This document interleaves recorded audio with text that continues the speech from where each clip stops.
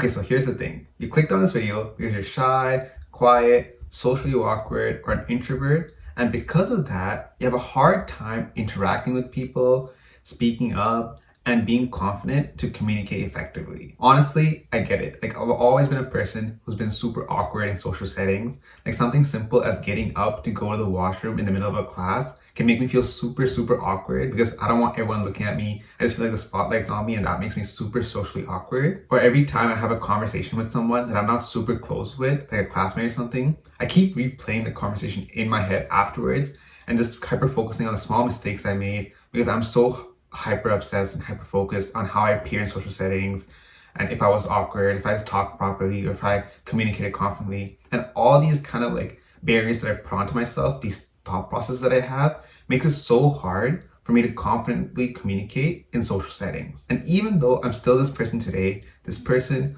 who hates talking to people, who hates socializing, who has a super small, tight-knit friend group, who never goes to parties or anything like that, I've still been able to develop some sort of social skills, just enough for me to confidently communicate during presentations, be a student soccer coach, create YouTube videos like this one, and do well on an interview and land my dream job. I know there's a lot of people who struggle with this, so I decided that I'd put together an in-depth video about everything related to this topic. It's more of a guide for a younger version of myself, one that I wish I had some tips, some techniques that I use to overcome my social anxiety, be more confident, and speak more confidently in many different settings. I know this video is kind of long, and just to make sure that you don't feel like I'm just rambling and haven't organized my thoughts or anything like that, I'm going to go through every single thing that I'm going to talk about in this video. In this video, I'll talk about why we fear social settings, the solution to overcoming this fear, the concept of finding a safe social space to develop your social skills, tips and techniques I personally use to be successful during presentations, work, school, networking, and social settings. And then I'll talk about my personal mantra, like mentality, that has helped me in the past 10 years. And finally, I'll change your perception of how being an introvert is not a bad thing. If you give yourself, not me, yourself, 20 minutes to watch this video in its entirety, I promise you'll gain so much value out of this video, and this video is going to be one of the best videos you'll ever watch, and it will transform you into a confident communicator. So let's get right into it. I think for most of us, one of the biggest reasons why we have social anxiety and awkwardness is because of the experiences that we had in our childhood. Even though I was pretty smart and had friends at school, I remember when I was like super young, like grade 1 and grade 2, I was like super chubby and fat, so I was left out of many things. And even though at that time I didn't really care much about it and that didn't really affect me, I do believe those experiences have had a massive impact on me and my social awkwardness. When we're younger, we feel left out, we feel excluded, and as we get older, we hold on to this belief and end up excluding ourselves from most situations. Like, because I feel so awkward talking to people, because I think everyone else is cooler than me, I decide that, okay, I'm not going to deal with all this. I'm just going to exclude myself, not talk to them in the first place. And because I do that in so many different settings, like I decide that, oh, I'm not going to talk to them. They probably don't like me. I'm not going to talk to them. They probably don't like me. I'm actually excluding myself, and only then is it actually becoming more harder and more socially awkward for me. No one's actually excluding me. Most of the time, I'm excluding myself from social situations. Another really important thing I want you to remember is that there's actually way more people who feel like us in this world than you think. Like, say you're comparing yourself to a person or a group of people, I can promise you those people are comparing themselves to another group of people or another person. The way you feel not cool enough, you feel like, oh, you don't belong, they actually, even though you think they're cooler than you, they actually might also feel the same exact way. To add on to that, there might be someone else comparing themselves to you and feel intimidated and anxious to talk to you, even though you're a socially awkward person yourself and you 100% understand how it feels. And kind of getting out of your own head, stop overthinking and taking on a broader perspective, being like, okay, I feel this way, but honestly, there's probably another 100,000 people who also feel this way as well, can actually help you get over the social anxiety and the awkwardness you're feeling. Like, I remember my first day of high school, only one person I knew from my elementary school was going to the same high school as me, and we were going to be in different classes anyways, so I pretty much knew no one there. And even though I was super duper scared, deep down I knew that I'm scared, but also everyone else in this class also feels that way. So my first class, I decided to sit beside another guy who looked friendly, who was wearing a soccer jersey,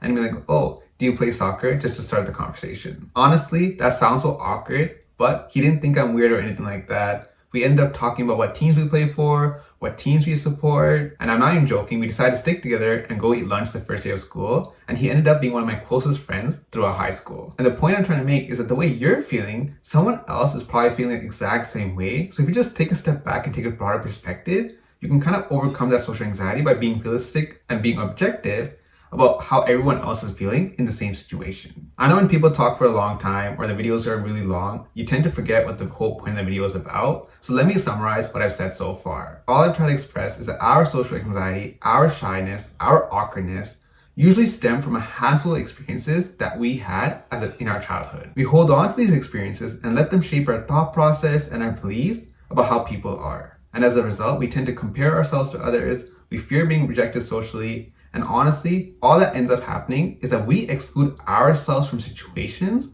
because of the fear of being socially rejected. If we recognize that we're just overthinking it and other people also probably feel the same way as us, we can kind of put things into perspective, and this can help us overcome this awkwardness, this social anxiety that we're feeling, and kind of be more confident in social settings. I know it's easier said than done, but recognizing and acknowledging the root of the problem is a big step in itself. So if you can do that, that's amazing.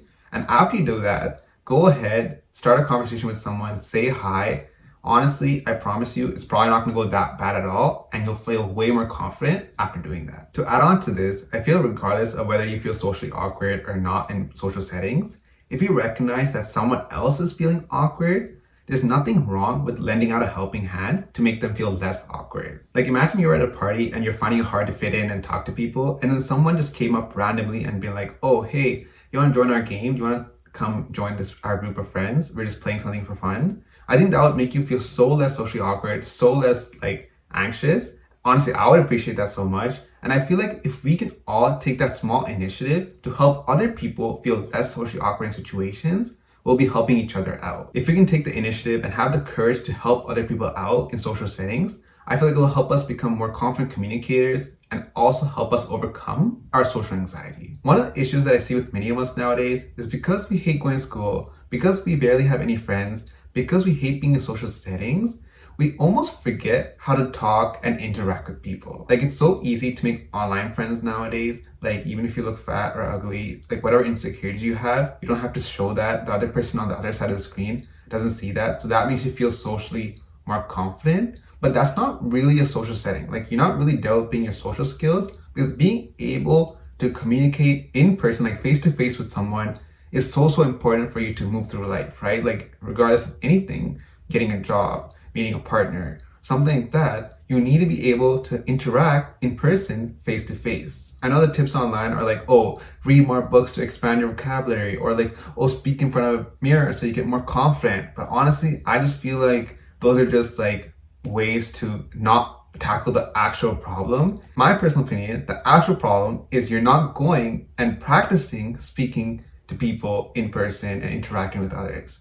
So my solution to that is to find your safe social space. Just because you don't have friends at school or you don't feel like you fit in, that doesn't mean that there's no one like you out there that exists. You just have to put a bit of extra effort to find those people in a different way. As I mentioned already, I was super shy and awkward and introverted as a kid, but I played sports, like I played soccer and I was a goalkeeper. If you know soccer, you know that being a goalkeeper is one of the most vocally demanding positions. Like you have to take a lot of leadership, you have to give instructions to your teammates, you have to communicate with your teammates. And even though I was super shy, even though I was super awkward, I was super competitive and liked winning. That kind of forced me to develop those social skills, the ability to talk and interact with people and be confident to communicate. And I feel like being a goalkeeper, playing soccer when I was a kid, really helped me do that. I know sports is not for everyone, but there's a lot of things out there to find people that are similar to you. Like you can volunteer at a food bank or something if you're interested in helping people. Go to chess club. Like I used to play chess, so I went to chess club at the library, and the people there are probably interested in chess so much that if you're interested in it, you can automatically have something to talk about. It's not going to feel awkward at all. So what I'm trying to say is that yes, going to school might be hard for you. You might not have any friends, you might feel socially awkward, but that's okay. You don't have to try to become more confident in school if that's a social setting you're always in. What you want to do is find your safe social space, something like sports, something like a club, a team, a group, or anything like that, and interact with those people constantly get in person, get in touch with them so you can develop your social skills, and that's going to help you become more confident and be more capable of interacting with people in face-to-face settings. To add on to this, if you're really keen on developing your communication skills, your ability to explain things, your ability to be concise and clear with your words, I would highly recommend doing something that involves working with kids. Like, I found that as I was coaching soccer, my ability to speak more confidently and be clear with what I'm saying has actually improved so much, because when you're working with kids, you can't just be like giving them half good instructions because they're not going to understand, right? You have to be clear with what you're saying. You have to go slowly. You have to talk with more confidence, or else the kids will understand. So you're being put in a situation where you're forced to do all those things. That's going to naturally develop your ability to speak, right? So I think one of the best ways, if you want to go hardcore on this, to develop your social skills and your communication skills is to work with kids, or put yourself in an environment where you have to interact with a lot of kids. So I talked a lot about building your confidence and doing that by finding a safe social space, which is really good for the long term, like building your social skills in the long term. But regardless of how extroverted or introverted you are, regardless of how confident or not confident you are in communicating, there's going to be certain situations that you're going to struggle to communicate. You're going to get super anxious and super awkward. I know when people throw like 5, 10, 20 tips at you, it can kind of get overwhelming because you don't know where to start, which tips you should actually implement. So what I'm going to do is I'm going to give you 2 to 3 of the most important tips that have helped me as an introvert in various different social settings, starting off with presentations. For me personally, when I look at a large audience, I get super nervous and anxious when presenting. So to overcome that, what I like to do is look at one person at a time while presenting. So like, I'll start off the presentation looking at this person, and every sentence I'll casually move to another person, then I'll move to another person. And as I'm doing that, right, I'm looking at one person at a time. Now my head is like, okay, I'm presenting to one person, instead of presenting to a large group. And that actually helps me feel less intimidated and less nervous, and less have the thought process like, oh my God, this is a large audience.